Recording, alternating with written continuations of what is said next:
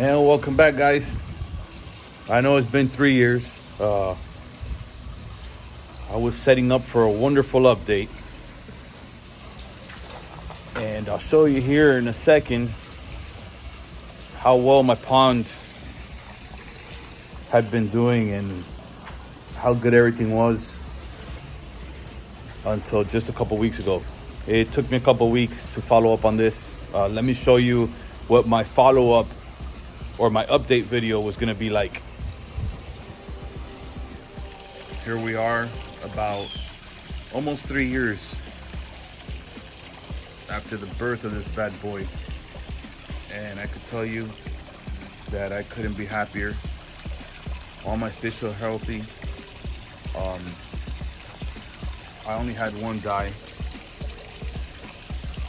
I don't think she was able to get rid of her eggs, and she died on me.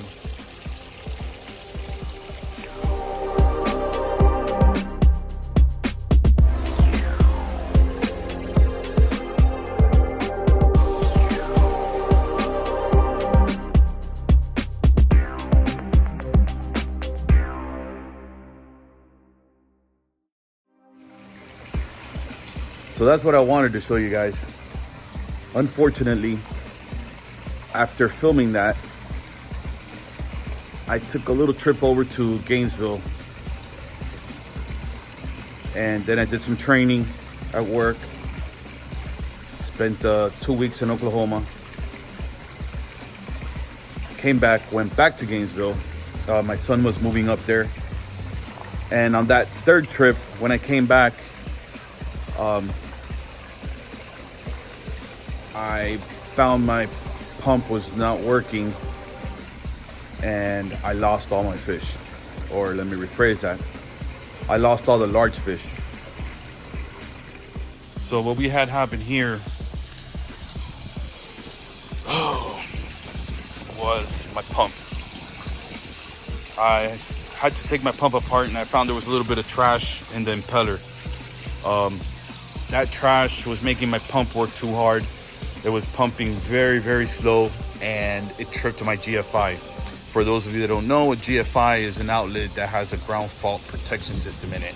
So if it grounds out or it shorts, that circuit itself, the outlet, will trip like a circuit breaker. I'm sure you guys have seen them in your kitchens or your bathrooms. It's just in case you drop, you don't want to drop your blow dryer into the tub and kill yourself or kill somebody. So it'll trip that circuit. Now that's what happened to me here. When that tripped, it tripped everything out here, and I lost all my power. It must have not been working for a few days. Of course, my big fish died after they died, and they just started floating around here, created ammonia. The ammonia accelerated the process, and all the bigger ones died. The only ones that made it are these guys you see swimming down here. Of course, the Oscars and smaller koi that I had. I guess it didn't need as much oxygen. The plecos survived. At least the two bigger ones. I haven't seen my personals for a while, so I don't even know if they're around. I can't find them. And I have my iridescent shark, which is swimming somewhere back there. He's always shy, but you can see his shadow right there. Those are the only ones that survived. My water level, if you're wondering, and that's where the water level was when they died, maybe a little bit less. I always take about 40% of the water out. I have about 30 out right now. I put a little bit of water in there yesterday, but I take about 40% of the water out because for the 3 weeks of winter that we have here in Florida, I do not want to have to wire a 220 volt water heater to the back of this thing.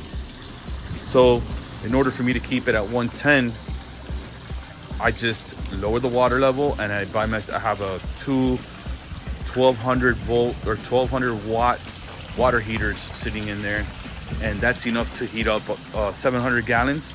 And so far, for the past 3 years, or actually the first year, I had to do a rig because I couldn't find these water heaters. But Ever since then, I've never had a problem.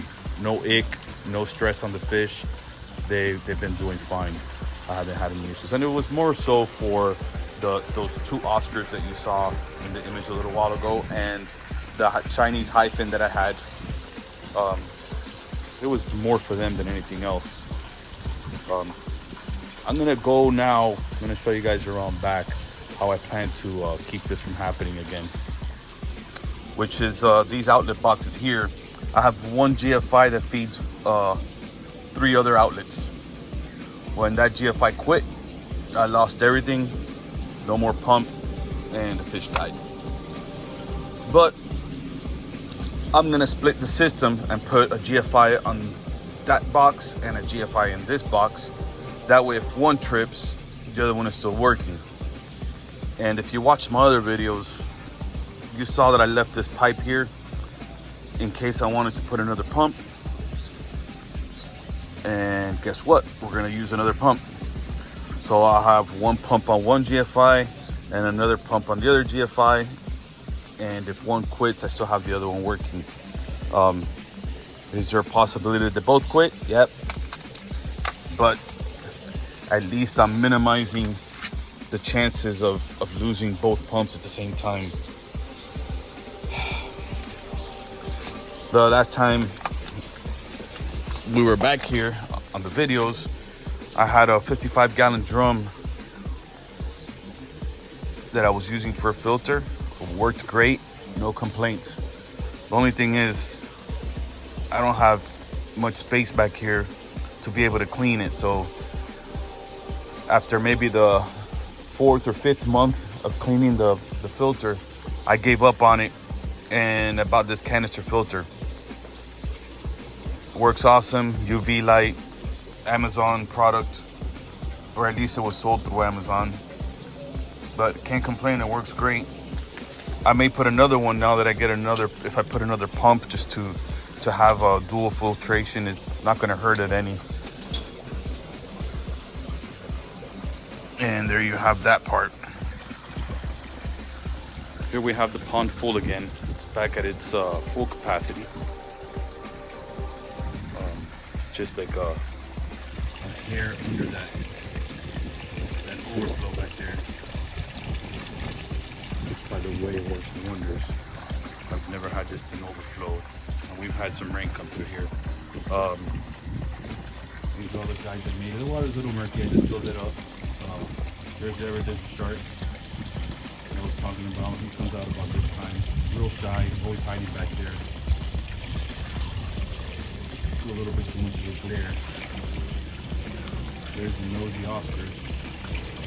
You want to see what's going on at all times. Any kind of movement is looking for like things.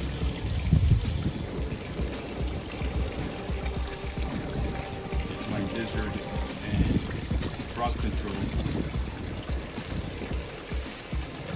I'm just going to drops it, pouring water on the net on the top.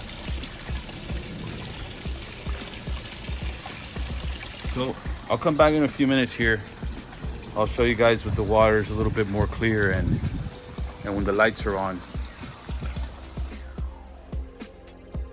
Well guys, I'm gonna close out the video here with the night shot of the pond. It's about 6:45 in the morning.